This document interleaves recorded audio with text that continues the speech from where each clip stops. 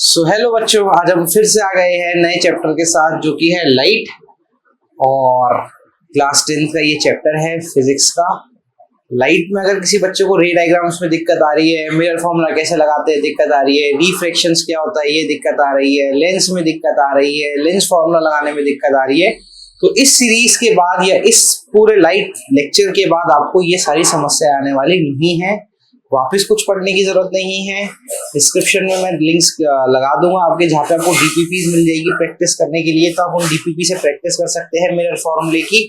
और नोट्स भी मैं डिस्क्रिप्शन में लगा रहा हूँ, तो नोट्स भी आप डिस्क्रिप्शन से ले सकते हैं। इस लेक्चर के बाद आपको इस चैप्टर में अगर कोई समस्या है तो वो नहीं रहेगी।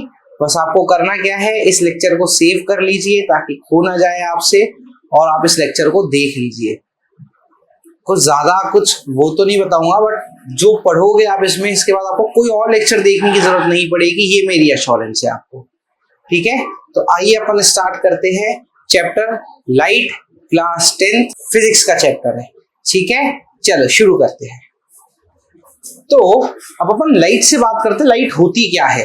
अब पुराने जमानों में बहुत लड़ाई हुई लाइट पे, मतलब बहुत ही लड़ाई। क्या होता है लाइट, क्या है लाइट, क्या नेचर है लाइट का, क्या क्या नेचर हो सकते हैं लाइट के। बहुत बहुत बहुत लड़ाई हुई इनके ऊपर कि यार लाइट ऐसी हो सकती है, लाइट ऐसी हो सकती है। तो फिर लास्ट में जाके जो फाइनल हुआ वो ये फाइनल हुआ कि लाइट जो है वो इलेक्ट्रोमैग्नेटिक एनर्जी है। लाइट क्या है? Electromagnetic energy. इलेक्ट्रोमैग्नेटिक एनर्जी मतलब इलेक्ट्रिक और मैग्नेटिक एनर्जी का मिक्सचर है। क्या है? लाइट जो है इलेक्ट्रिक और मैग्नेटिक एनर्जी का मिक्सचर है। ठीक है, इन दोनों का मिक्सचर जो है उसको बोलते हैं इलेक्ट्रोमैग्नेटिक एनर्जी या इलेक्ट्रोमैग्नेटिक वेव, जो कि क्या काम करती है, हमारे आंखों को सेंसेशन ऑफ विजन देने का काम करती है। जो कि क्या काम करती है, हमारी आंखों को सेंसेशन ऑफ विजन देने का काम करती है। ये तो लाइट था इनका। अब इन्होंने कहा यार नेचर बताओ लाइट का। तो लाइट का जब नेचर की बात आई, जब लाइट के नेचर की बात आई, तो उसमें तीन नेचर सबसे ज्यादा फेमस थे। एक पार्टिकल नेचर, ठीक है, देखो मैं इसको हटाऊं एक बार में, हट जाओ। हाँ, तो जब नेचर की बात आई, किसकी बात आई? नेचर की। तो इन्होंने कहा यार तीन नेचर है। पहला नेचर है पार्टिकल नेचर, दूसरा नेचर है वेव नेचर, तीसरा नेचर है क्वांटम नेचर। ठीक है, अब तीन नेचर की जब इनने बात की तो तीनों नेचर पे अलग अलग इनके सबके ओपिनियंस थे। तो जो पार्टिकल नेचर बात कर रहा था, जो ये पार्टिकल नेचर था, जो पार्टिकल नेचर के बारे में बात कर रहा था, वो पार्टिकल नेचर के लिए बात कर रहा था न्यूटन। वो कौन बात कर रहा था? न्यूटन। न्यूटन ने कहा था कि भाई जो लाइट का नेचर है, क्या भाई, जो लाइट का नेचर है, नेचर ऑफ जो लाइट है वो आपका पार्टिकल फॉर्म है।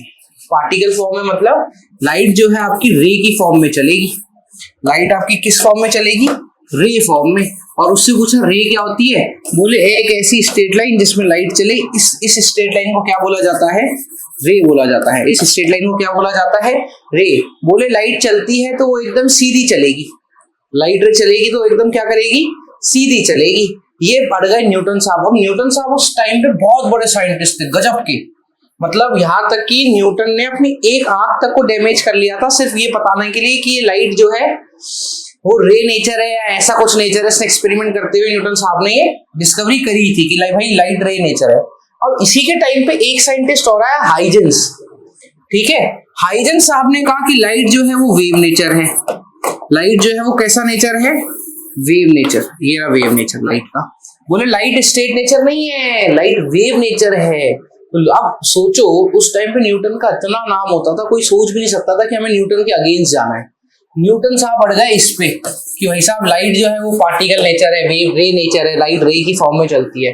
10th की फिजिक्स में रे ही होगा, 12th की फिजिक्स में रे भी है और वेव नेचर भी पढ़ोगे। तो वेव नेचर की कारस्तानियां करी हुई हाइजेंस की और रे नेचर की कारस्तानियां करी हुई है न्यूटन की। रे नेचर ज्यादा लंबा है, वेव नेचर इतना लंबा नहीं है। वेव नेचर इजी भी है, इतना टफ नहीं है वेव नेचर, बस दिखने में शू टफ लग रहा है, बाकी है नहीं इतना टफ। ठीक है, इजी है एकदम। तो हाइजेंस और न्यूटन अटक गए इस चीज में कि यार ये क्या हो गया, दोनों फंस गए। अब होता क्या था उस टाइम पे, 80% साइंटिस्ट न्यूटन के साथ हो गए और 20% साइंटिस्ट इस वेव नेचर के साथ हो गए। यार कि चलो वेव नेचर भी है। अब उसने भी बोला यार कि यार वेव नेचर है, एक बात सोच के देखो, कहीं पे अगर लाइट नहीं आ रही, जैसे सपोज अंधेरा सा कमरा है, एकदम अंधेरा कमरा है, अगर मैं इसमें से होल कर दूं, एक छोटा सा होल कर दूं, सोच के देखना, तुम खुद सोच के देखो, अगर मैं इसमें एक छोटा सा होल कर दूं, बिल्कुल छोटा सा, एकदम छोटा सा होल कर दूं, इतना सा होल कर दूं, क्या ये होल बहुत छोटा है, बहुत बड़ा, बहुत छोटा होल है? बोले लाइट रे जब भी आएगी इसमें से, तो उसमें से आने के बाद लाइट रे यूं फैल जाती है पूरे रूम में। तो यार अगर आपका ये पार्टिकल नेचर होता, अगर आपका ये पार्टिकल नेचर होता तो ऐसा होता ही नहीं। खुद सोच के देखो ना, अगर आपका पार्टिकल नेचर होता तो ऐसा होता ही नहीं। बोले पार्टिकल नेचर नहीं है तभी तो इतने से होलसान वाली लाइट यूं फैल गई। अगर पार्टिकल नेचर होता तो शू बस वही वाला पोर्शन चमकता, पर चमक तो ऊपर नीचे भी रहा है, तो लाइट वेव है। इसीलिए 20% साइंटिस्ट वेव नेचर के साथ थे और 80% साइंटिस्ट न्यूटन के साथ थे। फिर बाद में आके एक आदमी ने बताया, अरे न्यूटन, अरे हाइजेंस, दोनों मत लड़ो। उसने कहा क्यों नहीं लड़े? उसने कहा एक बात बताओ। उसने कहा बताओ। बोले ना तुम न्यूटन गलत हो ना हाइजेंस गलत है। मतलब तुम सोचो, हाइजेंस भिड़ गया न्यूटन से। अगर न्यूटन ने उस टाइम पे किसी कुछ चीज बोल दी ना, तो ऐसे पत्थर की लकीर है फिर उसके बाद आप उसको पलट नहीं सकते, फिर उसके बाद आप उसको रिवर्स नहीं कर सकते। बट इसने कहा अरे मूर्ख, सुनो, मूर्ख तो नहीं बोला, ठीक है, उसने कहा बोलो तुम दोनों लड़ रहे हो, लाइट मजे ले रही है। कैसे मजे ले रही है? उसने कहा ऐसे मजे ले रही है कि लाइट के पास दोनों नेचर है, पार्टिकल नेचर भी और वेव नेचर भी। लाइट दोनों तरीके से चलती है, लाइट पार्टिकल की तरह से भी चलती है और वेव की तरह से भी चलती है, ठीक है। अब कब कौन से तरीके से चलेगी वो लाइट के ऊपर है, ठीक है। लाइट अब पार्टिकल चलना चाहे, वेव चलना चाहे, वो सब अलग अलग सिचुएशंस अलग अलग डिपेंड करती है। पर उसने क्या कहा कि लाइट दोनों नेचर है, तो आप लाइट को एक नेचर मान सकते नहीं हो। कहीं पे लाइट रे की तरह काम करती है और जहां रे कुछ नहीं कर पाती वहां लाइट वेव बन जाती है। वहां लाइट क्या बन जाती है? वेव। जैसे अभी तक तो रे बन रही थी, यहाँ पे आके ये भाई साहब ऐसे ये अलग अलग फिनोमिनास थे। तो बाद में पता चला कि भाई साहब लाइट के दोनों नेचर है, लाइट के पास पार्टिकल भी है और लाइट के पास वेव भी है। तो हमको तो रे वाला ही पढ़ना है क्लास 10th के अंदर।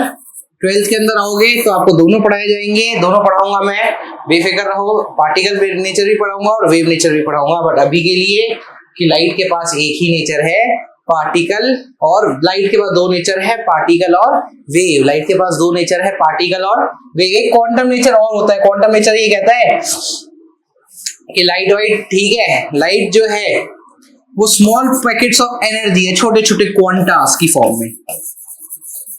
जैसे छोटे छोटे, सपोज करो दूध का पैकेट आता है ना, तो छोटे छोटे एनर्जी पैकेट की फॉर्म है ये। ऐसे ये एनर्जी पैकेट की फॉर्म है लाइट, ठीक है। अब तुम अगर लाइट के बारे में चलते जाओगे ना तो तुम भी मर जाओगे, आगे वाली 2-4 पीढ़ी निपट जाएगी, तब भी लाइट के ऊपर चर्चा खत्म नहीं होगी, तब भी लाइट के ऊपर चर्चा खत्म होने वाली नहीं है। तो लाइट के ऊपर से चर्चा इतनी ज्यादा करनी है नहीं, बस ये समझ लो लाइट है, ये क्वांटा है, ये क्वांटास क्या होते हैं? पैकेट ऑफ एनर्जी, ठीक है। अब जो आगे की चर्चाएं हैं वो इसी पे चलती रहेंगी, अपने हिसाब से कुछ भी करते रहेंगे, ठीक है।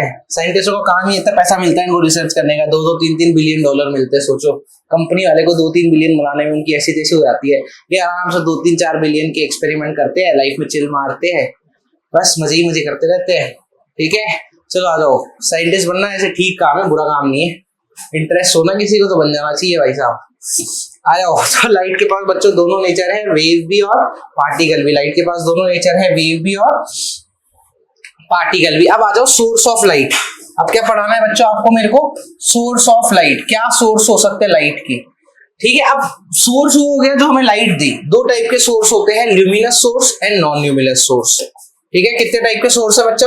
2 टाइप के सोर्स है, luminous and non luminous. Luminous source ऐसा सोर्स है जिसकी खुद की लाइट होती है, ल्यूमिनस सोर्स एक ऐसा सोर्स है जिसकी खुद की लाइट होती है, ठीक है, खुद की लाइट होती है मतलब खुद चमकेगा अलग से ही, ठीक है। अब जैसे मैं हूं, मैं क्यों चमक रहा हूं, क्योंकि मेरे पे लाइट पड़ रही है, पर ये भाई साहब खुद क्यों चमक रहे हैं, क्योंकि इनकी खुद की लाइट है। तो जिनकी खुद की लाइट होती है, ठीक है, जिनकी खुद की लाइट होती है, itself emits light is called luminous source.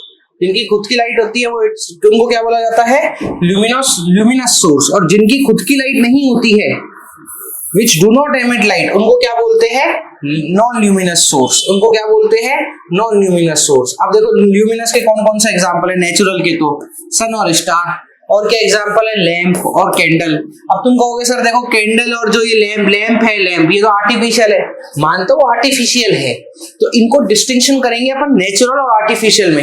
अभी सिर्फ हम ये देख रहे हैं कि खुद की लाइट है या नहीं है। अगर खुद की लाइट है, क्या लैंप के पास खुद की लाइट है, बगल वाले से लेके चमकता है, फिर जब लैंप चालू किया बगल वाले की लाइट खींचेगा, चमकने लग जाएगा, ऐसा तो नहीं होता ना। तो इसलिए इसको बोला जाता है ल्यूमिनस सोर्स। इसको क्या बोला जाता है, ल्यूमिनस सोर्स। कैंडल भी ल्यूमिनस है, सन स्टार सब ल्यूमिनस। नॉन ल्यूमिनस क्या होता है, जिनकी खुद की लाइट नहीं होती। नॉन ल्यूमिनस क्या होते हैं बच्चे, जिनकी खुद की लाइट नहीं होती। तो जिनकी खुद की लाइट नहीं होती उनको बोला जाता है नॉन ल्यूमिनस। उनको क्या बोला जाता है, नॉन ल्यूमिनस। जिनकी खुद की लाइट्स नहीं होती वो सारे सोर्सेज होते हैं नॉन ल्यूमिनस सोर्स। कैसे सोर्स होते हैं, नॉन ल्यूमिनस सोर्स। अब अगला टॉपिक आता है बीम ऑफ लाइट। सुनो, collection of two or more rays. क्या बच्चा, collection of two or more rays is known as beam, is known as beam. अब जैसे सपोज एक खाली अभी एक ही रे है तो उसको बोला जाएगा रे। इसको क्या बोला जाएगा, रे। अगर मैं एक और रे दे दूं, अगर मैं एक और रे दे दूं तो अब कितनी रेज है, दो रेज है, तो इन दो रेज के बंडल को बोला जाता है बीम। इन दो रेज के बंडल को क्या बोला जाता है, बीम। इन दो रेज के बंडल को क्या बोला जाता है, बीम। बस इतना ही समझना था, ठीक है। तो कलेक्शन ऑफ दो रे, मिनिमम दो हो सकती है, होने को तो लाखों भी हो सकती है, करोड़ों भी हो सकती है। तो बीम क्या होती है भाई, बीम होती है, आ जा रहे हो, बीम होती है कलेक्शन ऑफ रेस। बीम क्या होती है बच्चा, कलेक्शन ऑफ रेस। तो जो भी कलेक्शन होगा रेस का वो बीम होती है। अब बीम तीन तरीके की होती है भाई। बीम कितने तरीके की होती है, तीन तरीके की। पहली होती है पैरेलल बीम, दूसरी होती है कन्वर्जिंग बीम। कौन सी बीम होती है दूसरी, कन्वर्जिंग बीम। और तीसरी होती है डाइवर्जिंग बीम, ठीक है। पैरेलल बीम कैसी होती है, बिल्कुल जो रेस ऐसे पैरेलल जाएंगी, ऐसी टाइप की बीम को क्या बोला जाएगा, पैरेलल बीम। ऐसी टाइप की बीम को क्या कहा जाएगा, पैरेलल बीम, जो बिल्कुल सीधी सीधी चली जाएगी, ना कोई माथाफोड़ी ना कुछ। ऐसी टाइप की सिंपल बीम्स को क्या बोला जाता है, पैरेलल बीम्स। ऐसी टाइप की सिंपल बीम्स को क्या कहा जाता है, पैरेलल बीम्स। अगली जो बीम्स आती है वो होती है कन्वर्जिंग बीम्स। कन्वर्जिंग बीम्स क्या होता है, ये सब एक पॉइंट पे आके ऐसे खट्टा होने की कोशिश करेंगी। ये सब एक पॉइंट पे आके क्या होने की कोशिश करेंगी, खट्टा होने की कोशिश करेंगी। तो ऐसी जो बीम्स आती है, एक पॉइंट पे ऐसे आके कन्वर्ज होना चाहे, एक पॉइंट पे आके ऐसे मीट होना चाहे, एक पॉइंट पे आके ऐसे मीट होना चाहे, ऐसी बीम को बोला जाता है कन्वर्जिंग बीम। ऐसी बीम को क्या बोला जाता है, कन्वर्जिंग बीम। डाइवर्जिंग बीम क्या होता है, डाइवर्जिंग बीम एक तरफ से बाहर भागती है, बाहर की तरफ। डाइवर्जिंग मतलब ही क्या है, बाहर की तरफ भागना, बाहर की तरफ। तो ये जो बाहर की तरफ जो ये बीम भाग रही है इस सोर्स से, ये बाहर भाग रही है, दूर जा रही है। तो अगर दूर जाएगी, क्या भाई, अगर ऐसे दूर जाएगी दूर, तो ऐसी बीम को क्या बोला जाता है, डाइवर्जिंग बीम। और अगर जाके एक पॉइंट पे से कन्वर्ज होगी, ऐसे आके एक पॉइंट पे कन्वर्ज होगी, एक ऐसे आ रही है, एक ऐसे आ रही है, फिर एक ऐसे आके कन्वर्ज होगी, तो ऐसी कन्वर्जिंग बीम को बोला जाएगा, ऐसी आने वाली बीम को बोला जाएगा कन्वर्जिंग बीम, ठीक है। अंदर की तरफ आएंगी, ऐसे लिख लो, आगे जाके यही तो बनेंगे। अभी कन्वर्जिंग मिरर, डाइवर्जिंग मिरर, तो उनका उधर भी जाके यही मतलब होगा। इंग्लिश में तो उनका मतलब एक ही होता है ना, चाहे मैं आगे बीम लिखूं, चाहे मिरर लिखूं, चाहे कुछ ही लिखूं, लेंस लिखूं, चाहे कुछ ही लिखूं। कन्वर्जिंग का मतलब अपने हिसाब से लिख लेना, ठीक है। तो मैं कलर बदल देता हूँ, देख लो। कन्वर्जिंग और डाइवर्जिंग का मतलब जिंदगी में एक ही रहेगा, ये मतलब चेंज होने वाला नहीं है, याद रखना। मतलब चेंज होने वाला नहीं है, जिंदगी में मतलब एक ही रहेगा, बीम चाहे कैसी भी हो। अच्छा, बीम तो छोड़ो, नाम चाहे कन्वर्जिंग के आगे मैं कुछ भी लगा दो, वो रहने वाला सेम है, रहने वाला सेम है, ठीक है। यहाँ तक बात आ गई समझ में। पक्का? आगे चले, इसको बच्चों नोट डाउन करो, नोट डाउन कर लो अगर तुम कर रहे हो तो, ठीक है।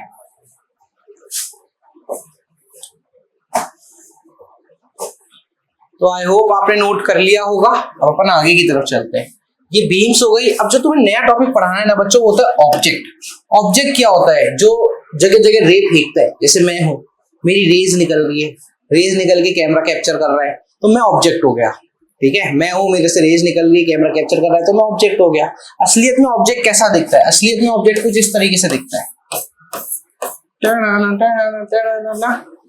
और फिजिक्स में हम ऑब्जेक्ट को कैसा बनाते हैं? ऐसा। तो ये दोनों एक ही है, ये दोनों एक ही है। और हम कैसा नेचर पढ़ने वाले हैं 12वीं क्लास में? वो पढ़ने वाले रे। और रे कैसा चलती है? सीधा शु शु शु। समझ रहे हो? ठीक है। तो अब हमारा ये ऑब्जेक्ट होगा फिजिक्स में। तो फिजिक्स में जो हमारा ऑब्जेक्ट हुआ वो कैसा होगा? ऐसा सीधा होगा। और इसमें से देखो रेस तो हर जगह से निकलेगी, इधर से भी निकलेगी, इधर से भी निकलेंगी। अच्छा देखो, इधर से भी निकली, इधर से भी निकली, इधर से भी निकली, रेस सब जगह निकल रही है, ठीक है। पर बनाओगे किधर से? रेस तो हर जगह निकलेगी, पीछे भी निकालेगा, ऐसे देखो, रेस तो हर जगह चारों ओर निकलेंगी, रेस तो पीछे भी निकलेगी, आगे भी निकलेगी। बट आगे जाके जब हम बनाएंगे ना, तो ये कोई भी नहीं बनाएंगे रेस। हम जो बनानी है वो बनाएंगे हम यहाँ टोपी से। देखना इधर, ये जो टोपी है ना, टोपी इससे निकालेंगे, जितनी भी रेस निकालेंगे डायग्राम बनाते हुए। इसके अलावा तुमने जिंदगी में कहीं और से रे निकाल दी, फिर देखना। अबे मुंडी से भी मत निकाल देना, कहीं मुंडी से निकाल दो, वो भी गलत होगा तुम्हारा। तुमको तो जो समझा रहा हूं वो समझ लो। जितनी भी रेज निकालोगे वो सारी कहां से आनी चाहिए? टोपी से। All rays in the ray diagram, आगे जाके, ठीक है। जब भी ऑब्जेक्ट बनाओगे, या all the rays from object या इन रे डायग्राम विल कम फ्रॉम टोपी। ओए समझ लेना, ओए जितनी भी रेज आएंगी वो सारी कहां से आएंगी? इस टोपी से आएंगी, टोपी से। ध्यान रखना, टोपी, ठीक है। जिंदगी में कहीं और से बनाने की भी कोशिश मत करना, जैसे यहां से बनाने की कोशिश कर ली, गलत है ये, ठीक है। इतने बड़े नहीं हुए हो तुम यहाँ से बना पाओ, मैं बना सकता हूँ, मेरे को तो एक्सपीरियंस आदमी है, मैंने तो बहुत कुछ देख रखा है, मैंने बहुत कुछ आगे का पढ़ रखा है, ठीक है। IIT फाईआईटी में तो हम कहीं से भी बना देते हैं जहां से हमारी इच्छा हो। बट अभी के लिए 10वीं में हमें कोई माथाफोड़ी नहीं करनी। सारी रेज देखो, जूम करके देखो, जूम करके, जूम, और दिख रहा है जूम, जूम करके देख, जूम करके देख, सारी रेस कहां से निकाल रहे हैं हम? टोपी से। टोपी के अलावा रेस कहीं से मत निकाल देना। कई चमत्कारी बच्चे होते हैं, वो क्या करते हैं? रेस से पीछे से भगा देते। अरे अंग्रेज, अरे बालक, एक बात बता, आदमी खड़ा है तेरा आगे, रेत पीछे से कहां से एंट्री मारेगी यार? अबे निकलेगी तो नहीं आदमी से। कौन सा आदमी है पीछे जो उसका क्लोन बैठा है जो उसको रे दे रहा है? भाई ये सरासर गलत है। बोर्ड में टीचर ने देख लिया, ये तो काटेगा ही काटेगा, आगे और कोई दिख जाए ना उसको, वो काट पीट के बराबर कर देगा नंबर पूरी कॉपी में, ऐसी हरकतें करके आओगे तो। अबे समझ पा रहे हो? तो रेज हमको कहां से लिखनी है? टोपी से। बना लो इस ऑब्जेक्ट को, डायग्राम को कॉपी में नोट कर लो, अगर नोट कर रहे हो तो जल्दी आ जाओ। अब ऑब्जेक्ट पढ़ने के बाद अब हम तुमको पढ़ाते हैं इमेज। आ जाओ, इमेज। इमेज क्या होता है? अब देखो भाई, अब ऑब्जेक्ट अगर खड़ा है मिरर के सामने तो उसकी इमेज भी बनेगी, बनेगी ना इमेज। तो इमेज कैसे, क्या होती है इमेज, समझो। अब दो टाइप की इमेज होती है, एक रियल इमेज और एक वर्चुअल इमेज। तो ऐसी इमेज, सुनो मैं तुम्हें सब समझा रहा हूँ, चिंता फ्री रहो, चिल मारो। ऐसी इमेज जिसको स्क्रीन पे उतारा जा सके, ऐसी इमेज जिसको स्क्रीन पे उतारा जा सके, ऐसी इमेज को बोलते हैं रियल इमेज। ऐसी इमेज को क्या बोलते हैं? Real image. ऐसी इमेज जिसको स्क्रीन पे नहीं उतारा जा सके, ठीक है, ऐसी इमेज को बोलते हैं वर्चुअल इमेज। जैसे मैं अब शीशे के सामने खड़ा हूं, अब मैं तो शीशे के सामने खुद को देख पा रहा हूं, ठीक है, मेरे को देखो, हाँ मैं शीशे के सामने खड़ा हूं, मैं तो शीशे के सामने खुद को देख पा रहा हूं, ठीक है। पर अगर कोई पीछे जाके उसको स्क्रीन पे उतारना चाहे, वो नहीं उतार सकता, तो वो वर्चुअल इमेज हो गई।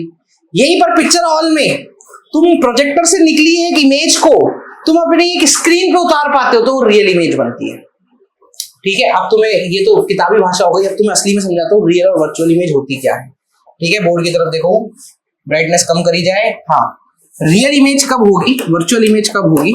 पहले देखो रियल इमेज।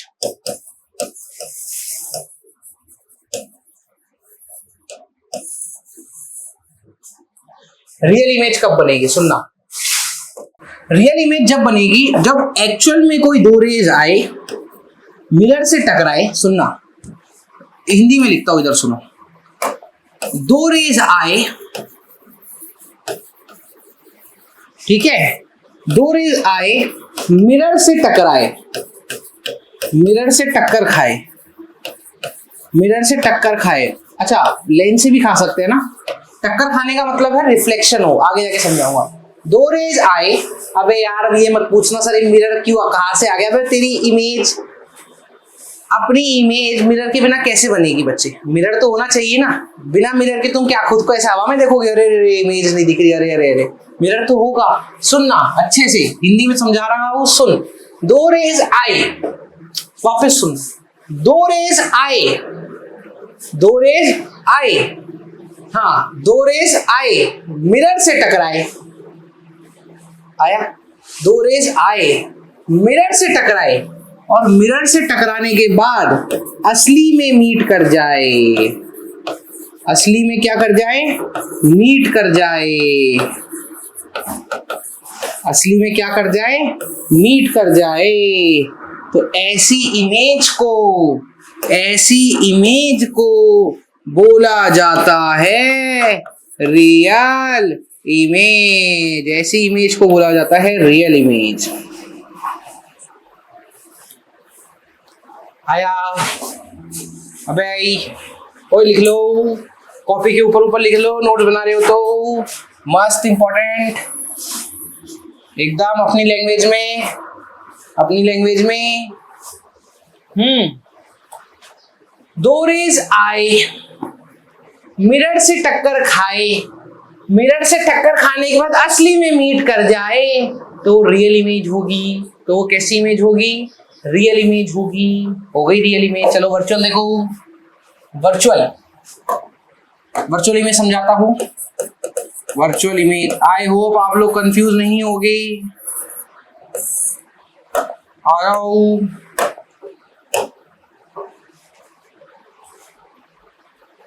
चलो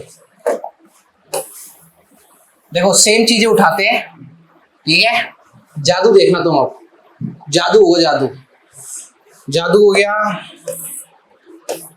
ठीक है। अब बस फर्क क्या होगा? दो रेज आए, मिरर से फिर से टकराए, बट असली में मीट नहीं कर जाए। ओहो, ये क्या हुआ? असली में मीट नहीं कर जाए।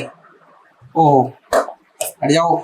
असली में मीट नहीं कर जाए तो जो इमेज बनेगी वो वर्चुअल इमेज। अब तुम कहोगे सर असली में तो मीट ही नहीं कर रही, कैसे बनेगी? वो बताऊंगा अभी, तो चिंता मत कर। तो ऐसी को बोला जाएगा वर्चुअल इमेज। आई होप तेरे को थोड़ा थोड़ा बच्चे समझ आ रहा होगा। थोड़ा थोड़ा आया, पूरा आया? देख पूरा तो आ जाएगा अभी, चिंता मत कर। ऐसे तो आ गया होगा लगभग लगभग, ठीक है। अभी देखो और तगड़ी एक्सप्लेनेशन समझाऊंगा, चिंता फ्री रहे, ठीक है। ऑब्जेक्ट था, ऑब्जेक्ट की सारी रेस टोपी से निकल रही थी, टक टक टक टक टक टक हर जगह से। अब हमको क्या बनानी है? उसकी इमेज। अब दो टाइप की इमेज बनेगी, रियल इमेज, वर्चुअल इमेज। दो टाइप की इमेज, दो टाइप की इमेज।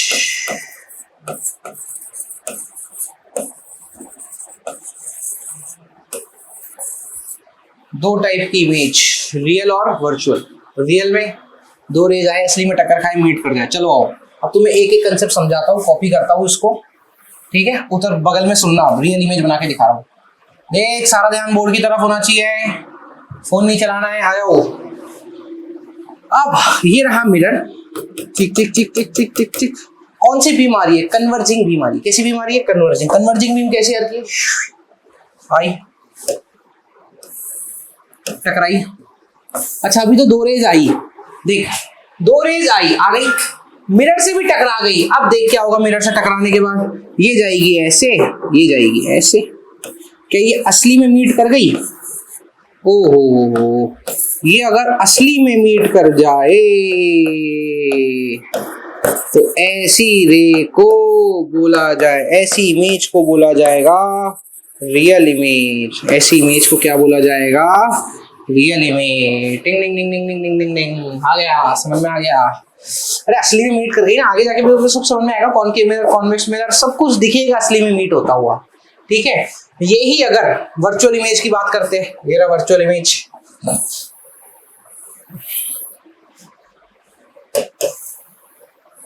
वर्चुअल इमेज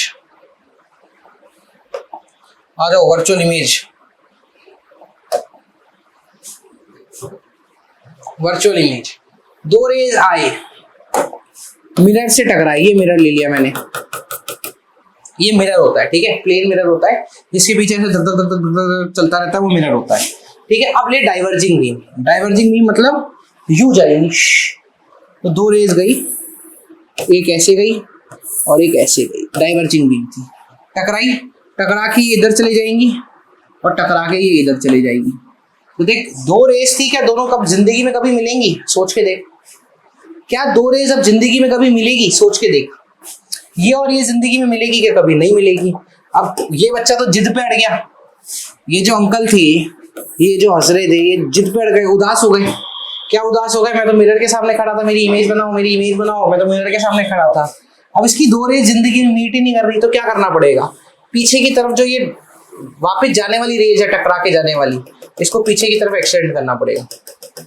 तो देख, दो रेज असली में तो मीट नहीं करी, बट इनको वर्चुअली मीट करा दिया गया। दो रेज असली में मीट नहीं करी, इनको कैसे मीट करा दिया गया? वर्चुअली। तो ऐसी इमेजेस को बोला जाता है वर्चुअल इमेज।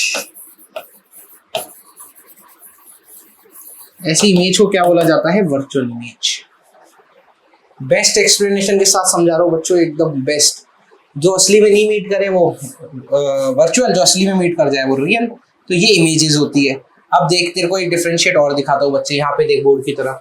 तो रियल इमेज, मैं तेरे को बताया, real image can be obtain on screen, इसको स्क्रीन पे ऑब्टेन किया जा सकता है। Virtual image can not be obtain on screen. 2 point जिंदगी भर याद रखना, ठीक है। अब एक बात और ध्यान रखना, आगे समझाऊंगा। रियल इमेज हमेशा उल्टी बनेगी। देखो, वर्चुअल, अगर वर्चुअल ऑब्जेक्ट ऐसे खड़ा है, ऑब्जेक्ट ऐसे खड़ा है, तो वर्चुअल ऑब्जेक्ट भी सीधा बनता है। पर जो रियल इमेज है, अगर वो रियल ऑब्जेक्ट ऐसे खड़ा है, तो रियल इमेज उल्टी बनेगी। मतलब मैं तुम्हें हमेशा समझा देता हूँ ऐसे एक बार के लिए। तो अगर ऑब्जेक्ट सीधा खड़ा है, अगर इसकी रियल इमेज बनी, तो इसकी रियल इमेज हमेशा उल्टी बनेगी, ऐसे। रियल इमेज हमेशा उल्टी बनती है ऑब्जेक्ट की, इसको बोला जाता है इन्वर्टेड। और वर्चुअल इमेज कैसी बनती है देखना इधर। अगर ऑब्जेक्ट ऊपर खड़ा है, तो वर्चुअल इमेज में भी ऑब्जेक्ट ऊपर खड़ा रहेगा, सिंपल। इसको बोला जाता है इरेक्ट। अगर सेम साइड होगा ऑब्जेक्ट इमेज तो इरेक्ट, अगर अपोजिट साइड होगा ऑब्जेक्ट इमेज तो इन्वर्टेड। ठीक है, चलो इमेजेस समझ में आ गई बच्चों, है ना? इमेज समझ में आ गई पक्का। रियल इमेज क्या होता है, वर्चुअल इमेज क्या होता है, क्लियर है? आगे चले, चलो आ जाओ आगे। अब आ जाओ, तुम्हें फिनोमिना समझाता हूँ, किसी भी रे का फिनोमिना क्या होता है। तो तुमने अब तक क्या क्या पढ़ लिया? ऑब्जेक्ट्स पढ़ लिया, इमेज पढ़ ली। अब तुम्हें रे समझा रहा हूँ, रे कैसे काम करती है। जैसे सपोज करो, इधर देखो, बोर्ड की तरफ देखो, देखो ब्राइटनेस बढ़ा रहा हूं, दिख जाएगा, ठीक है? बोर्ड दिख रहा है?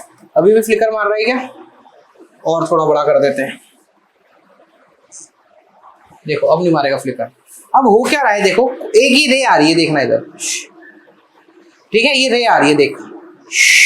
तो जो ये रे आ रही है, ये जो रे आ रही है, इस रे को बोला जाता है इंसिडेंट रे। इस रे को क्या बोला जाता है? Incident ray. ऐसा कोई कलर लिया जाए जो मस्त दिखे, मस्त दिखने वाला कलर, थोड़ा काला। ये जो रे आ रही है, इस रे को बोला जाता है इंसिडेंट रे। अब ये आई, इस पे टप्पा खाई, अब ये आई, इस पे टप्पा खाई, बोर्ड पे देखना। अब इस टप्पा खाने के बाद इसके पास 2 ऑप्शन है, क्या? या तो टप्पा खा के वापस ऐसी चले जाए, या फिर ये नीचे दूसरे मीडियम में चले जाए। तो अगर ये टप्पा खा के वापस चले गई उसी मीडियम में, तो इस फिनोमिना को बोला जाता है रिफ्लेक्शन। बट अगर ये टप्पा खा के दूसरे मीडियम में चली जाए, अनदर मीडियम में, मीडियम क्या कर ले? बदल ले, गद्दारी कर जाए मीडियम के साथ, मीडियम बदल ले, तो ऐसे फिनोमिना को बोला जाता है रिफ्रैक्शन।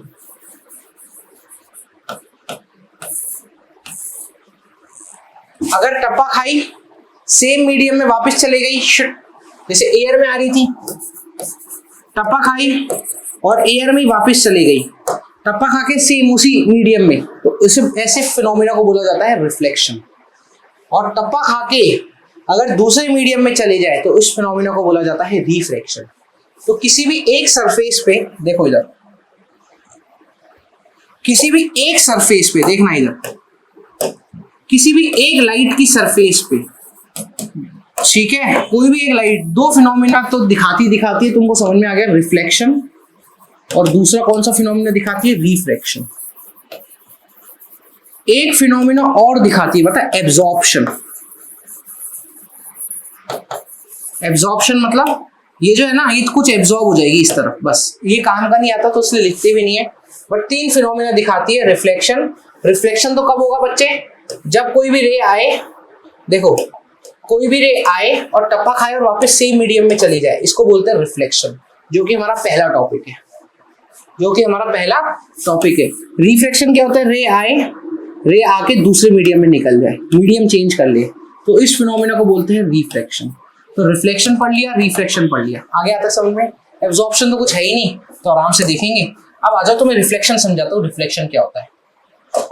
बच्चों एक बार इसको नोट कर लो, ठीक है, ये थ्योरी भी देख लो एक बार बच्चों, क्या थ्योरी है, अगर लिखना चाहो तो ठीक है, पर एक बार पढ़ लो। आई विल सजेस्ट कि इसको पढ़ लो, ठीक है। एक बार के लिए डायग्राम हटा देता हूँ 1 सेकंड के लिए, ताकि तुम्हें थोड़ा और क्लियर दिखे, फिर मैं डायग्राम को एक बार लगाऊंगा। एक बार इस थ्योरी को पढ़ लो, चाहो तो एक बार स्क्रीन रोक लो, ठीक है, एक बार के लिए पढ़ लो तो तुम्हें समझ में आ जाएगा क्या समझा रहा हूं मैं, है ना।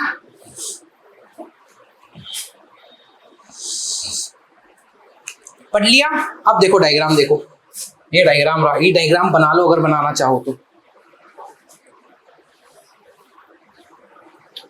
डायग्राम बना लिया, अब आ जाओ, ये तीन फिनोमिना हो गए, ठीक है, तीनों फिनोमिना लिख लो कि एक लाइट रे तीन फिनोमिना करेगी कुछ इस तरीके से, लिख लो उसको, ठीक है, एक लाइट रे तीन फिनोमिना करेगी कुछ इस तरीके से। और आगे आ जाओ, और अब हेडिंग डालो रिफ्लेक्शन। अब क्या हेडिंग डालनी है, रिफ्लेक्शन। तो मैं तुम्हें बता दिया कि कोई भी लाइट रे आए और वो सेंड बैक हो जाए into the same medium from which it is coming, आए वापस से सेम मीडियम में चले जाए, तो इस फिनोमिना को क्या बोलते हैं, रिफ्लेक्शन।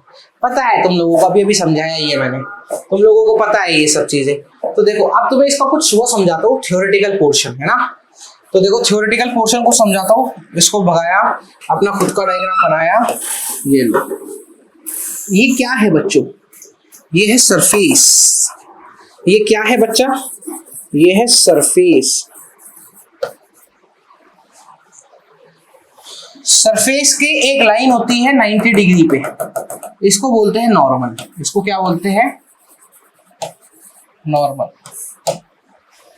इसको बोलते हैं नॉर्मल, ठीक है। अब रिफ्लेक्शन समझो हो क्या रहा है, लाइट रे आएगी, लाइट रे आई, लाइट रे आओ आओ आओ आओ, आओ, ये कलर आएगा, लाइट रे आई, ये लाइट रे आ गई। तो जो लाइट रे आ रही है इसको बोला जाता है इंसिडेंट रे, आ रही है, टकराई, रिफ्लेक्शन हो रहा है, तो नीचे मिरर लगा दे, ठीक है, मिरर के लिए लाइट रे आई, टकराई, टकरा के अगर सेम मीडियम में वापस चली जाए, ये रिफ्लेक्ट हो गई, सेम मीडियम में चली गई, तो ये रिफ्लेक्शन हुआ और इस रे को बोला जाएगा रिफ्लेक्टेड रे। लाइट रे आई, टकराई, सेम मीडियम में वापस चली गई, तो उसको बोला जाता है रिफ्लेक्शन। इसको क्या बोला जाता है, रिफ्लेक्शन। और जो ये रिफ्लेक्ट होके रे गई है, इस रे को बोला जाता है रिफ्लेक्टेड रे। आया, इंसिडेंट रे कौन सी रे है, जो रे आ रही है। रिफ्लेक्टेड रे कौन सी रे है, रिफ्लेक्शन के बाद जो रे जा रही है, उसको बोला जाएगा रिफ्लेक्टेड रे। उसको क्या बोला जाएगा, रिफ्लेक्टेड रे। अब 2 पॉइंट्स में समझ में आ गया, इंसिडेंट रे, रिफ्लेक्टेड रे। अब एक और पॉइंट समझ, angle of incidence. Angle of incidence, जो इंसिडेंस रे नॉर्मल के साथ एंगल बना रही है, सुनना, ये होता है एंगल ऑफ इंसिडेंस।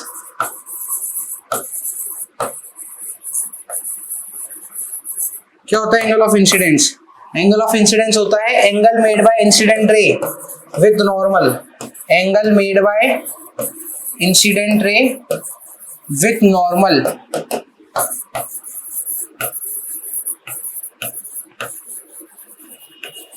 उसको क्या बोला जाता है? Angle made by incident ray with normal is known as angle of incidence. खत्म। ठीक है, अब इसमें देख, ये होता है रिफ्लेक्टेड एंगल। ये क्या होगा? Angle made by reflected ray, angle of reflection होता है ये क्या होता है? Angle of reflection. ये होता है एंगल ऑफ रिफ्लेक्शन। इसको क्या बोलेंगे? Angle made by reflected ray with normal is known as angle of reflection. ये होता है रिफ्लेक्शन। ये क्या होता है? रिफ्लेक्शन। यहां तक कहानी समझ में आई? यहां तक की कहानी आई समझ में? ये रिफ्लेक्शन की पूरी कहानी है। तो जो रे आएगी उसको बोला जाएगा इंसिडेंट रे, जो रे रिफ्लेक्शन के बाद टपका खा के जाएगी उसको बोला जाएगा रिफ्लेक्टेड रे, जो रे आएगी उसको इंसिडेंट रे, जो टपका खा के वापस जाएगी उसको बोला जाएगा रिफ्लेक्टेड रे। ये हो जाएगा एंगल ऑफ इंसिडेंस। ये क्या हो जाएगा? ये हो जाएगा एंगल ऑफ इंसिडेंस। ये हो जाएगा एंगल ऑफ रिफ्लेक्शन। खत्म। यहां तक की कहानी तुम्हें समझ में आई? मैंने ब्राइटनेस बढ़ा रखी है क्या? बस शायद कम तो कर दी थी मैंने, कम कर दी थी कि और कम कर देता हूँ। देखो अब क्लियर दिख रहा होगा, है ना? तो लाइट रे आई, टकरा के अगर सेम मीडियम में चले जाए तो एंगल ऑफ, वो उसको बोला जाता है रिफ्रैक्शन। उसको क्या बोला जाता है? रिफ्लेक्शन। उसको बोला जाता है रिफ्लेक्शन। यहाँ तक की कहानी आई समझ में? चलो आगे चलो। अब तुम्हें लॉज ऑफ रिफ्लेक्शन भी कुछ समझा देता हूँ। लॉज ऑफ रिफ्लेक्शन क्या होते हैं? ठीक है, where is laws of reflection? ओहो, लॉज ऑफ रिफ्लेक्शन दे नहीं रखे क्या? ठीक है, तो आ जाओ, लॉ ऑफ रिफ्लेक्शन लिखो। लॉज ऑफ रिफ्लेक्शन,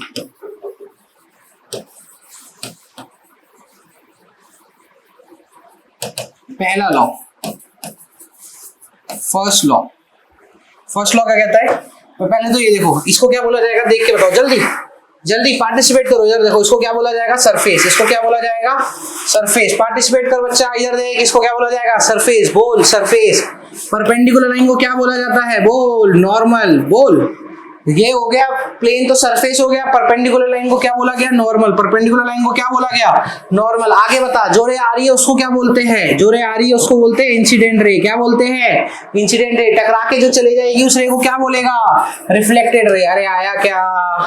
अरे यही तो पढ़ाया था। जो रे आ रही है इंसिडेंट, जो रे चले गई वो रिफ्लेक्टेड। इंसिडेंट रे कितने एंगल बनाती है? इंसिडेंट रे एंगल आई बनाती है। इंसिडेंट रिफ्लेक्टेड रे कितने एंगल बनाती है? एंगल आर बनाती है। यहां तक आया?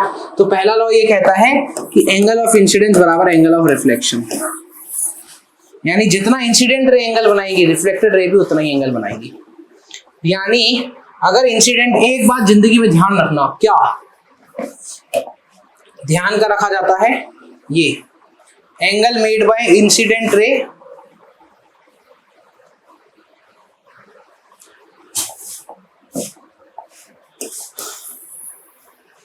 ये जितने भी एंगल होते हैं ना सब विद नॉर्मल होंगे। अरे ये क्या हुआ? अरे हम तो इसको बदल रहे थे। नहीं, ये ज्यादा खतरनाक बदल रहा है। इधर तुम इधर ही देख लो। तो ये जितने भी एंगल होंगे सब नॉर्मल से लेना, सरफेस से मत ले लेना। कभी कभी क्वेश्चन वाला अटकाएगा कि सरफेस से एंगल बना रहा है, तुमको बोल देगा इंसिडेंट रे सरफेस से 50 डिग्री का एंगल बना रही है, तो सरफेस से 50 है तो नॉर्मल कितना हुआ? 40। पूछेगा रिफ्लेक्टेड रे कितना एंगल बनाएगी? रिफ्लेक्टेड रे भाई साहब 40 बनाएगी। सरफेस से एंगल नहीं लेते हमेशा। कहां से लेते हैं? नॉर्मल से। तो अगर इंसिडेंट रे सपोज करो 30 पे आ रही है तो वापस कितने पे भाग जाएगी? 30 पे। ये होता है एंगल आई बराबर एंगल आर। ये फर्स्ट लॉ है, angle of incidence is equals to angle of reflection. Second law क्या कहता है सर? सेकंड लॉ ये कहता है, सेकंड लॉ वो ये कहता है, अब मैं तुम्हें ना शॉर्ट टर्म में लिखा हूं, तुम पूरा खुद लिखना। Incident ray i r, reflected ray r r, normal, तीनों all three lies in same plane. Lies in same plane का मतलब, इसका क्या मतलब होता है? देखो ये जो एंगल आई एंगल आ रहे क्या पूरी एक बोर्ड पे आ गया, तो इसलिए 2D डायग्राम है। लाइज इन सेम प्लेन का मतलब है कि इस पूरे डायग्राम को हम 2 डायमेंशन में बना सकते हैं, 2 एक्सिस के अंदर। तीसरी एक्सिस की जरूरत नहीं पड़ती। अगर तीसरी एक्सिस की जरूरत पड़ती, मतलब देखो 3 एक्सिस होती है, X axis, Y axis, Z axis, तो अगर जेड एक्सिस की भी जरूरत पड़ती तो ये सेम प्लेन वाला कंसेप्ट नहीं लिखते हम। सेम प्लेन का मतलब यही है कि ये 2D डायग्राम है। कैसा डायग्राम है? 2D डायग्राम है। ये डायग्राम कैसा है? 2D डायग्राम है। यहां तक आगे कहानी समझ में? ये लॉज ऑफ रिफ्लेक्शन थे। चलो, all lies in same plane. Same plane का मतलब है कि अगर तुम एक पेपर पे भी देखो तो ये तीनों एक पेपर के बीच पे लाई करेंगे। अगर मैं इनके बीचों बीच एक पेपर डालूंगा तो एक पेपर आराम से आ जाएगा जिसपे तीनों लाई कर देंगे। ठीक है, आगे आ जाओ कहानी में। कहानी में आ गया, दो टाइप के reflection, regular reflection, irregular reflection. देखो रेगुलर रिफ्लेक्शन में सीधी डेफिनेशन क्या याद करनी है, अगर कोई पैरेलल बीम आए और रिफ्लेक्ट होने के बाद भी बीम कैसी रही, पैरेलल। सुनो बोर्ड की तरफ देखो बच्चों, कोई बीम आए, रेगुलर इरेगुलर का मतलब कोई पैरेलल बीम आए, रिफ्लेक्ट होने के बाद भी कैसी रहे, कोई पैरेलल बीम आए, रिफ्लेक्ट होने के बाद भी कैसी रहे, पैरेलल, रिफ्लेक्ट होने के बाद भी कैसी रहे, पैरेलल, तो ऐसे रिफ्लेक्शन को बोलते हैं रेगुलर रिफ्लेक्शन। कोई बीम आए, रिफ्लेक्ट होने के बाद भी कैसी रहे, पैरेलल, रिफ्लेक्ट होने के बाद भी कैसी रहे, पैरेलल, ऐसी रिफ्लेक्शन को बोला जाता है रेगुलर रिफ्लेक्शन। कोई रे आए और टक्कर खाके, पैरेलल बीम आए और टक्कर रिफ्लेक्शन खाके वो पैरेलल नहीं रहे, वो नॉन पैरेलल हो जाए, देखो टक्कर खाके पैरेलल नहीं रहा ये रिफ्लेक्शन, ये नॉन पैरेलल हो गया, तो ऐसे रिफ्लेक्शन को बोला जाता है इररेगुलर रिफ्लेक्शन।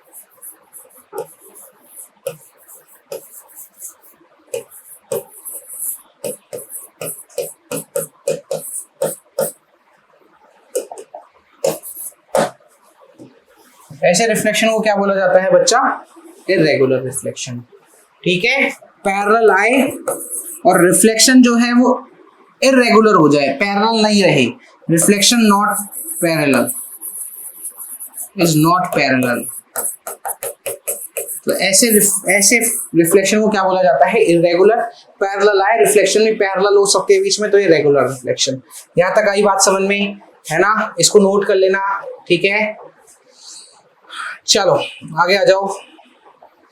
और हम इसको ऐसे भी बोल सकते हैं, कोई भी लाइट रे आए और रिफ्लेक्ट होने के बाद सब सेम डायरेक्शन में चली जाए, क्या, सब सेम डायरेक्शन में चली जाए रिफ्लेक्ट होने के बाद, तो ऐसी बीम को भी, ऐसे रिफ्लेक्शन को बोलते हैं रेगुलर, और रिफ्लेक्ट होने के बाद सब डिफरेंट डायरेक्शन में जाए, डिफरेंट डायरेक्शन, तो इसको बोलते हैं इररेगुलर। यहां तक आया बात समझ में। ठीक है, चलो अपन ने इमेज पढ़ ली है बच्चों, अपन ने सब कुछ पढ़ लिया है। अब आते हैं अपने टाइप्स ऑफ मिरर। अब जो टाइप्स ऑफ मिरर है ये मैं तुम्हें अगले लेक्चर नंबर 2 में मिलेगा, तो यहाँ तक का अच्छे से पढ़ लीजिए। जितना भी पढ़ाऊंगा मैं अगले लेक्चर 2 में पढ़ाऊंगा। प्लेन मिरर नहीं है कोर्स में, तो इसकी एक अलग से शानदार वीडियो बना दूंगा, पर इस सीरीज में इसको इंक्लूड नहीं करूंगा, इस सीरीज में इसको इंक्लूड करने वाला नहीं हूं। ठीक है, प्लेन मिरर है, तुम्हें दिख भी रहा होगा, देखो 2 टाइप के मिरर है। ठीक है, प्लेन और स्फेरिकल। तो प्लेन मिरर नहीं है कोर्स में, इसको मैं पढ़ाने को तो 10 दिन पढ़ा सकता हूँ, क्योंकि आईआईटी में तो पढ़ाते ही हम, आईआईटी में तो हम पढ़ाते ही है। अबे मैं कोई एवरेज 10th का टीचर थोड़ी ना हो तुम्हारे लिए, ठीक है, कि जो सिर्फ 10th पढ़ाता हो, मैं तो पढ़ाता ही आईआईटी की शुरुआत से। ठीक है, 10th तो पढ़ाना स्टार्ट किया मैंने 10-12 बच्चों को, तो मैंने सोचा यार चलो 10th भी पढ़ाते हैं। मैं तो फिजिक्स, जहाँ फिजिक्स आती है वो सब पढ़ाता हूँ। ठीक है, हमारे राजस्थान में रीट की तैयारी होती है, मैं तो रीट में भी जाके फिजिक्स पढ़ाता हूँ। ठीक है, जहाँ मैं तो फिजिक्स पढ़ाता हूँ।